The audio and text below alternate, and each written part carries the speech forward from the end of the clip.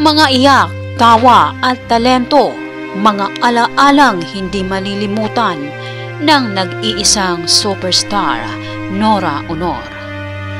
Ang nakakalungkot na pamamaalam ng isang itinuturing na pinakamaningning na bituin ng bayan, ang nag-iisang babaeng nagwasak ng kapaniwalaang na tanging mistisa lamang ang pinagbubuksan ng pinto sa mundo ng showbiz.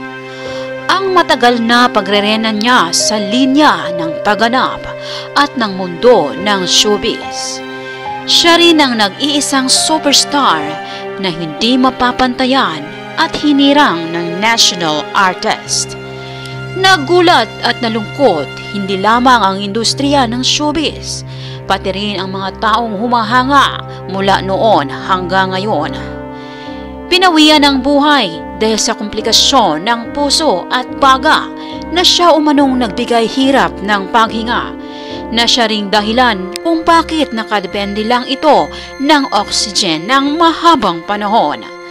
Nawala man ang kanyang presensya, mananatili pa ring buhay ang kanyang magandang iniwang alaalang talento sa pag-awit at musika.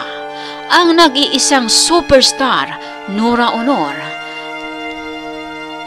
Ang palakpak po sa inyong lahat. Marami pong salamat sa inyong pagbibisita at pag-effort na rin na magkomento. Pasalamatan din po namin kayong lahat naming minamahal na viewers. Nag-comment man po kayo o hindi, na-appreciate po namin ang inyong pagbibisita. Taos puso po naming pinapasalamatan ang inyong ibinahaging oras upang mabisita ang aming munting channel.